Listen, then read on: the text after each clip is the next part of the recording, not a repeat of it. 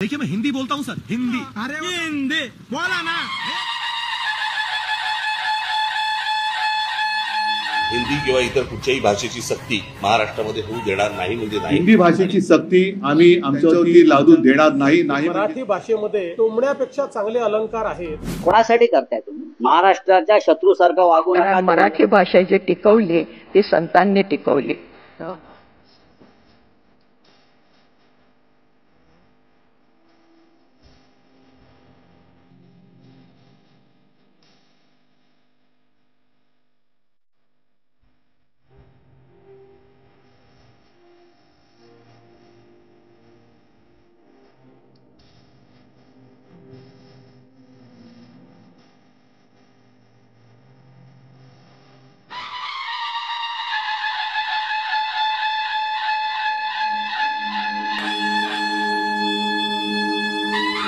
इतर कुठच्याही भाषेची सक्ती महाराष्ट्रामध्ये होऊ देणार नाही म्हणजे नाही।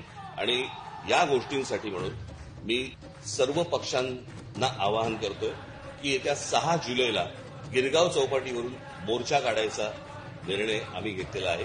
त्या संपूर्ण मोर्चामध्ये कुठेही कोणताही झेंडा नसेल। तो संपूर्ण मोर्चा हा मराठी माणसाचा असेल।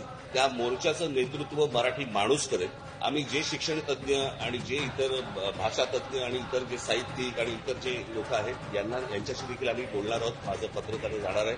सर्वांना त्या मोर्चाला आम्ही तिथे बोलवणार आहोत। सर्व पालकांना आम्ही आमंत्रण देत आहोत। सर्व विद्यार्थ्यांना आम्ही आमंत्रण देत आहोत। सरकारला एकदा कळू देत की महाराष्ट्राच्या मनात काय आहे आणि महाराष्ट्राने संपूर्ण ताकद मला असं वाटतं 6 जुलै रोजी सकाळी 10 वाजता गिरगाव चौपाटीवरनं हा मोर्चा निघेल। मी तमाम मराठी माणसांना पक्षीय भेदाभेद विसरून या लढ्यामध्ये सामील होण्याचं आवाहन करत आहे। याच्यामध्ये आपल्या अगदी मी म्हणेन चित्रपट सृष्टीतले विशेषतः मराठी, मग त्याच्यात मोठी मोठी नावं आहेत, त्यांनी सुद्धा उतरायला पाहिजे।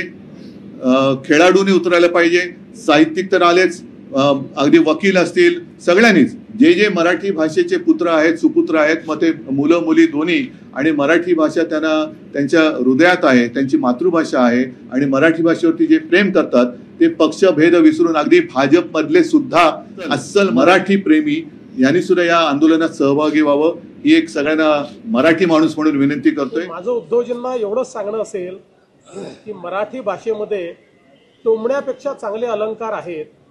त्या अलंकाराचा त्यांनी उपयोग केला तर अधिक चांगलं होईल। यापेक्षा जास्त मला काहीच सांगायचं नाही, कारण हिंदी सक्ती नाहीच, मराठी सक्ती आहे।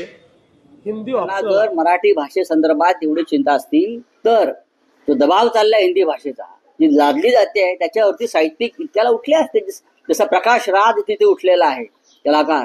आप हिंदी बोलते हैं क्योंकि आपको हिंदी आता है। मुझे हिंदी बोलने को आप फोर्स कर रहे हैं क्योंकि आपको सिर्फ हिंदी आता है। Right, we are not the same. कुठे आहेत प्रशांत दामले, कुठे आहेत माधुरी दीक्षित, कुठे आहेत आमचे सगळे मराठी क्रिकेटपटू? मराठी माणसाने तुमच्यासाठी टाळ्या वाजवायच्या, तुम्हाला खांद्यावर घेऊन नाचायचं, पण मराठीवरती असे हल्ले होत असताना तुम्ही गप्पाच सगळे ना साहित्यिकांत। और कोई भाषा और हिंदी भाषा भी ऐच्छिक और पर्यायी भी न रहे, इस प्रकार का धोरण लेना ये हमारा निर्णय नहीं, और इसके लिए मराठी के हम कट्टर समर्थक, लेकिन हिंदुस्तानी भाषा की हम नहीं। मी स्वतः गेली 45 वर्ष शिक्षण क्षेत्रात काम केलेले एक जागरूक नागरिक आणि शिक्षिका असल्यामुळे आणि सर्व भाषा विषय सर्व स्तरावर शिकवले असल्यामुळे महाविद्यालय स्तरापर्यंत मी अनुभवाने सांगते की इयत्ता 4थीपर्यंत विद्यार्थ्याला मातृभाषेशिवाय दुसरी कुठलीही भाषा शाळेमध्ये शिकवली जाता उपयोगी नाही। त्याला मातृभाषेमध्ये त्याचा पाया पक्का होऊन द्यावा। एखाद्या मुलाची मुलीची मराठी ही असेल, जी ज्याला मदर टंग आपण म्हणूयात, ती जर का मराठी असेल, इंग्लिशचं ऑलरेडी त्यांना लादलं गेलेलं आहे, इंग्लिश मिडियममध्ये बहुतांश मुलं जातात म्हणून, त्याच्यात परत तिसरी भाषा जर का इंट्रोड्यूस केली तर लिपी जरी सेम असेल तरी त्याचं ग्रामर वेगळं आहे, बरोबर? मराठीचं ग्रामर वेगळं आहे, हिंदीचं वेगळं आहे। त्यामुळे ते दोन्ही एका वेळेला शिकणं, याच्यामुळे त्यांची जी मराठी आहे ती सुद्धा वर्किंग लँग्वेज जी त्यांची आहे ती सुद्धा कच्चीच राहते। डोक्यामध्ये कन्फ्युजन तयार होतं आणि त्यांची मराठी वीक होत जाते। त्यांना नंतर आयुष्यभर मराठी बोलायचंच आहे, कारण की घरी मराठी बोलतात. दोघंही पालक जर का घरी मराठी बोलत असतील, हिंदीचं ओझं आहे, तर या 5-6 वर्षाच्या मुलांसाठी हे सगळं इतकी कपॅसिटी नसते आपल्या ब्रेनची.